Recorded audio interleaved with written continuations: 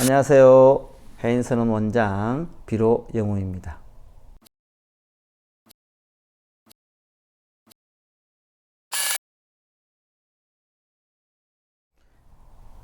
인생은 짧습니다.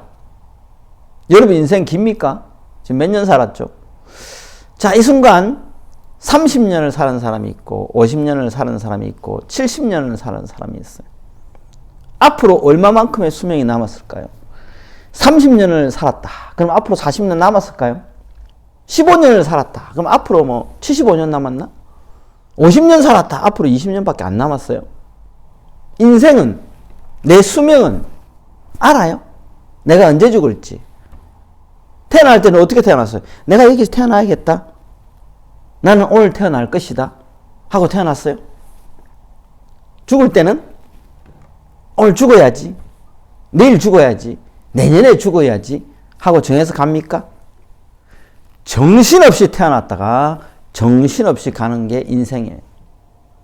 계획대로, 내가 계획한 대로 내 삶을 이끌어 나가다가 내가 계획한 대로 이때쯤에 내가 죽어야지 하고 죽는 사람 있어요? 없어요. 거의 없어요. 태어날 때 내가 왜 어떻게 여기에 남자로 혹은 여자로 이 집안에 몰라. 그냥 태어나는 거예요. 전생의 기억을 새카맣게 잊어먹고 새로 리셋돼서 하나하나 배워나가죠. 대한민국에 태어났으니까 대한민국 언어를 쓰고 대한민국 문화와 관습에 젖어서 대한민국의 교육을 받고 대한민국의 남자로 또 여자로 태어나서 남자는 군대도 가고 그죠? 여러 가지 역할을 맡고 사회 구성원으로서 살다가 죽을 때는 몰라 어떻게 죽는지.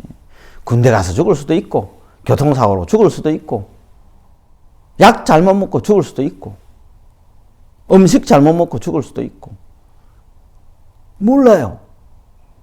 그냥 어느 순간 어느 때 그냥 갑자기 가는 경우가 많아요.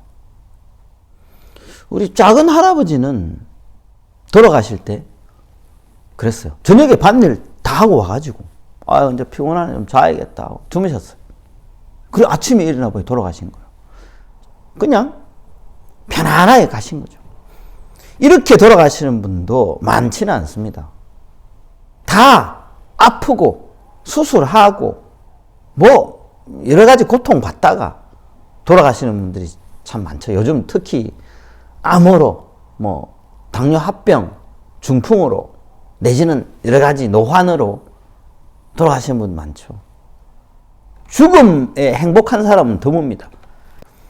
내가 내 삶이 죽음으로 치닫는 동안은 누구나 다 괴로워요. 여러분들 오늘 사는 게 즐겁나요? 내일 어떻게 될지 모르죠. 그래도 즐겁죠.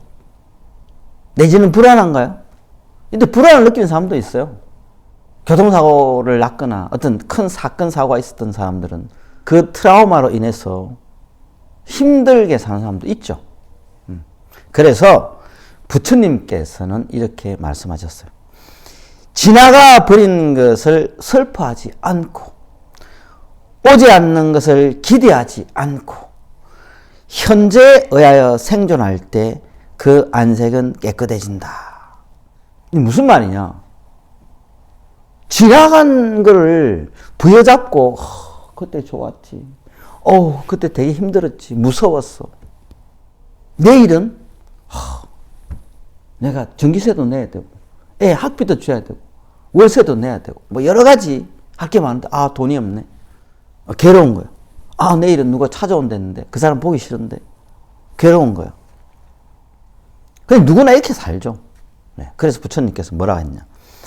오지 않는 것을 탐하여 찾고 지나가 버린 것을 슬퍼할 때 어리석은 사람들은 그로 인하여 베어진 푸른 갈잎처럼 시드네. 이렇게 말씀하셨어요.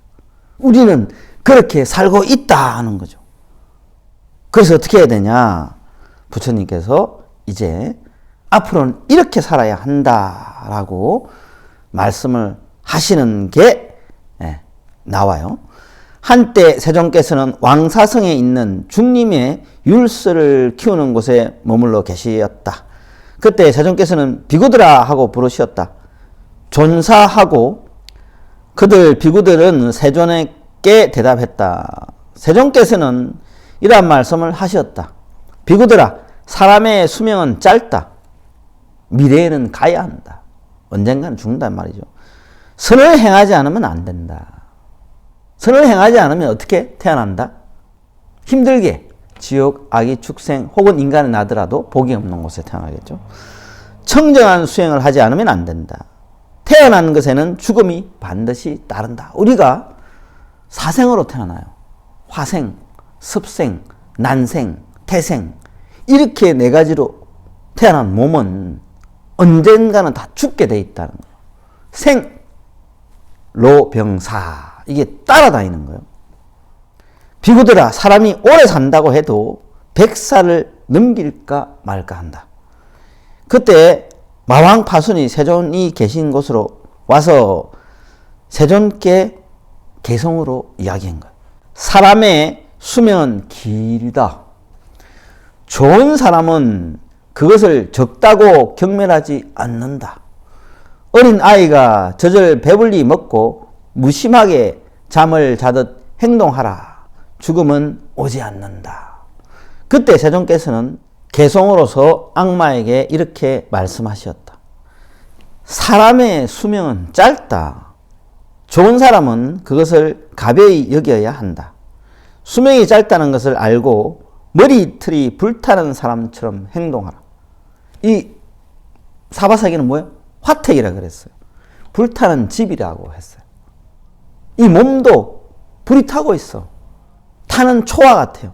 심지가 점점 줄어들고 초가 점점 작아지면서 초가 다 타면 어떻게 해요? 불이 꺼지죠. 그것처럼 사람 목숨도 또한 같다는 거죠. 머리에 불이 붙어서 내 머리털이 타면서 내 몸이 죽어가는 걸 상상해야 된다. 이런 말이에요. 그만큼 짧다는 의미예요. 죽음이 오지 않지는 않는다. 누구나 죽음은 온다는 거죠. 마왕 파수는 다시 세존께 말하였다. 낮과 밤은 지나가 버리지 않고 생명은 멸하지 않는다. 생명은 멸하지 않는다. 수레의 바퀴가 차축을 빙빙 돌듯이 사람의 수명은 빙빙 돈다. 이 뭔 말이냐. 사람의 수명은 죽죠. 또 태어나면 돼. 까짓 거 뭐 태어나. 또 살지 뭐. 수레바퀴처럼 계속 윤회를 거듭하는 것도 좋다라는 생각을 가지게 하는 거죠. 그게 뭐냐? 아수라심이라 그래요. 내가 다시 태어나기를 원하고 다시 삶을 영위하기를 원하는 걸 아수라심이라 그래.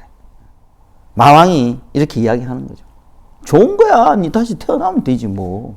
또 태어나서 재밌게 살다가 멋지게 죽고 또 태어나. 말이 쉽지. 태어나면서부터 고통이 시작돼요. 왜? 고통스럽기 때문에 울거든. 태어나자마자 울잖아. 으앙, 응애 하는 게 내가 괴롭다는 뜻이에요. 어릴 때는 표현할 방법이 그거밖에 없어요. 배가 고파서 울고, 추워서 울고, 더워서 울고, 답답해서 울고, 짜증나서 울고. 그럼 어떻게 해? 부모들은 젖병을 입에 무조건 물려요. 야, 조용히 해라. 시끄럽다. 이거 먹으면 되지. 배고프지. 근데 계속 운다. 왜 울어? 열이 나나? 머리 만져봐. 열난다. 해열제. 이것저것 안 되면 병원에 가. 이렇게 어릴 때부터 고통스럽게 살다가 자유롭지 못하잖아요. 언어에 자유롭지 못해. 몸뚱아리가 또 마음대로 막 뛰어다니고 내 마음대로 높은 곳도 올라갈 수 있고 여기서 차를 타고 가지 않으면 안 되는 거리까지 쌩 달려서 차처럼 달릴 수도 없잖아요. 요즘은 세상이 좋아졌지. 뭐 전화도 되고 핸드폰으로 화상 통화도 되고 되지만 옛날에는 누구하고 이야기만 하려고 해도 멀리 가야 되고 그죠? 뭘 사 먹으려고 그래도 뭘 사러 갈래도 뭐 없잖아. 옛날에 아무것도. 자급자족해서 내가 키워서 내가 먹고 내가 모든 걸 자급자족하는 시대였고 아니 물물교환 내지는 내가 노력한 거에 비해서 정말 조금 얻어지는 세상이었어요. 지금은 물론 다르죠. 노력한 것에 비해서 많이 얻어지는 세상이에요. 좀 행복한 세상이에요. 그러나 자살하는 사람은 그때보다 지금이 더 많아요. 왜? 상대적으로 불행이 더 많아요. 지금은. 상대적인 불행이 많다 보니까 더 힘든 거예요. 그래서 자살하는 사람은 그 옛날보다 지금이 훨씬 많아요. 그때 세종께서는 이 개송으로서 악마 파손에게 말씀하셨다. 낮과 밤은 지나가고 생명은 멸한다. 하루하루 시간이 지날 때마다 새록새록 생명이 줄어든다. 개울물이 마르듯이 사람의 수명은 다하는 것이다. 영원하지 않다. 한때 세종께서는 사위성에 머물러 계셨는데 그때 세종께서는 비구들에게 이렇게 말씀하셨다. 비구들아, 이 윤회는 그 시작을 헤아릴 수가 없고 무명에 덮이고 가래에 결박되어 유전하며 윤회하는 중생들에게는 그 근본의 끝간대를 알 길이 없다. 비구들아, 비유하면 개가 가죽끈에 묶여 견고한 말뚝이나 기둥에 매여 있는 것과 같다. 우리는 그렇다는 거죠.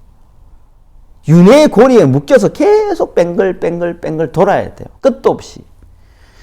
만약 그가 가려고 하면 그 말뚝이나 혹은 기둥에 접근하게 된다. 만약 서려고 하면 그 말뚝이나 혹은 기둥의 곁에 서야 한다. 만약 앉으려고 하면 그 말뚝이나 혹은 기둥 곁에 앉아야 한다. 만약 누우려고 하면 그 말뚝이나 혹은 기둥 곁에 누워야 한다. 벗어날 수가 없다는 거죠. 육도윤회를 벗어날 수가 없고 계속 생로병사를 반복해야 되는 게 우리네 현실이다. 여러분들 언제든지 죽을 수 있다는 거예요. 그래서 죽음을 준비해야 된다.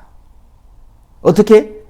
다시는 태어나지 않게끔 이 윤회의 고리에서 완벽히 벗어날 수 있는 방법을 터득해서 이 생로병사의 고통에서 영원히 떠나라, 이 말씀이에요. 비구들아, 그와 같이 무문의 범부들은 이 색은 나의 것이다. 여기서 이 무문은 업설문자의 들을문, 들음이 없는, 그러니까 공부하지 않은, 수행하지 않은 이런 뜻이겠죠. 이 색은 나의 것이다. 이 몸뚱아리는 나의 것이다. 이 물질은 나의 것이다. 이것은 나다. 이 몸뚱아리는 나다. 이 생각은 나다. 이것은 나의 아트마이다. 이건 나 자아다. 라고 본다. 수상행식은 나의 것이다. 이 색, 수, 상, 행, 식, 이 오음이 진정한 나다. 나의 것이다. 라고 생각하는 거죠. 나의 아트만이다. 라고 본다. 만약 그가 가려고 하면 존재를 구성하고 있는 이 다섯 요소들에게 접근하게 되고, 만약 서려고 하면 이들 오치온의 곁에 서야 하고, 만약 앉으려고 하면 이들 오치온의 곁에 앉아야 하고, 만약 누우려 하면 이들 오치온의 곁에 누워야 한다. 이 말은 항상 자아는 오음과 함께한다. 이 오음에 묶여 있다는 거죠. 색수상행식에 묶여서 여기에서 이것들이 육도윤회를 계속 반복하게 한다. 고통을 일으키게 하고. 비구들아, 그러기 때문에 이 세상에서는 가끔 스스로의 마음을 관찰하지 않으면 안 된다.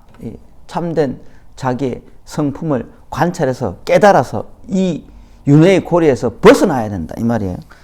곧 이 마음은 밤새 탐하고 성내고 어리석음에 오염되어 있다는 것을, 비구들아, 마음의 오염으로 중생은 더럽혀지고 마음이 청정하면 중생은 청정해지는 것이다.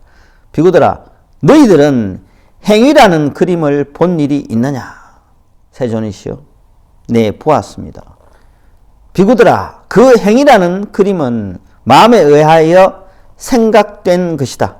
비구들아, 그 행위라는 그림으로 채색을 하더라도 마음은 그보다 더 다채롭다. 비구들아, 그러기 때문에 이 세상에서는 가끔 스스로의 마음을 관찰하지 않으면 안 된다.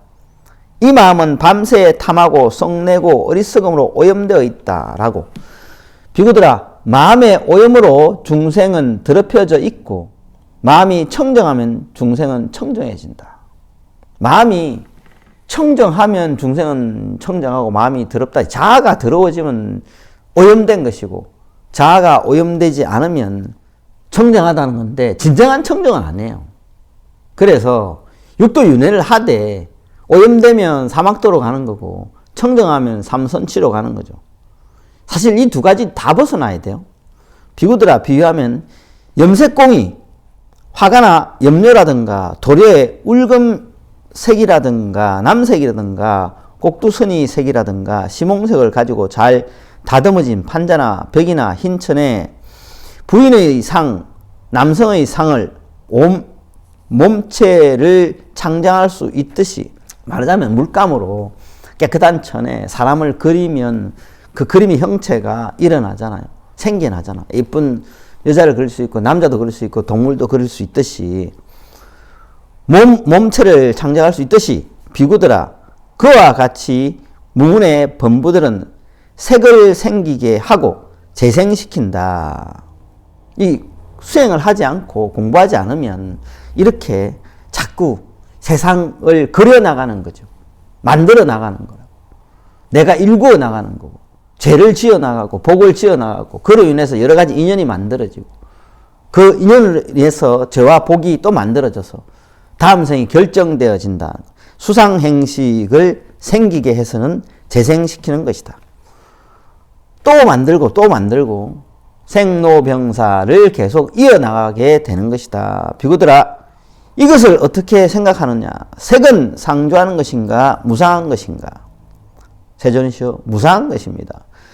수상행식은 상조하는 것인가 무상한 것인가. 세존이시여 무상한 것입니다. 비구들이여 그렇기 때문에 이 세상에는 가끔 스스로의 마음을 관찰하지 않으면 안 된다. 다시는 이와 같은 윤회 상태에 이르지 않겠다고 밝게 알아야 한다. 자아가 물들어 있으면 이 오음에 물들어 있으면 영원히 계속 윤회를 돌 수밖에 없다는 거죠. 그래서 이게 더럼이 없는 비구, 공부하지 않고 수행하지 않는 그런 사람은 영원히 육도를 돌게 된다. 생로병사를 계속 맛보게 된다는 거죠. 그렇다는 말은 뭘 뜻할까요? 자아를 내려놓고 참된 성품을 관조해서 색수상행식을 떨쳐버리고 육근, 육경, 육식 7대를 묶어서 원만하게 통한 경계에 들어가야 생로병사를 버리고 이 무한한 고통에서 벗어날 수 있다. 이런 말씀입니다. 여러분들은 지금 어떻게 현실에 전생에 그림을 그려놓은 여기 색수상 행시과 자아가 만들어 놓은 그림에 내가 계속 색칠을 하고 있는 거예요. 밑그림에. 그렇게 살아가다가 다음 생은 또 지금 삶으로 인해 밑그림을 그려서 다음 생을 또 살아가게 되는 겁니다. 나도 모르게 끌려가는 거지. 계속해서. 끊임없이 끌려다녀요. 누구에게? 자아에게. 한 번은 생각해 보세요. 과연 생로병사를 끝낼 수 있겠는가? 이번 생에. 난 다음 생에 태어나고 싶지 않아. 이렇게 말씀하시는 분 많아요. 내가 태어나고 싶지 않다고 해서 태어나지 않는 건 아니에요. 내가 안 태어나고 싶어. 안 태어나면 되지. 업에 끌려가서 태어나게 돼 있어. 그 끄달리는 업, 나를 끌고 가는 업 다 녹여야 돼.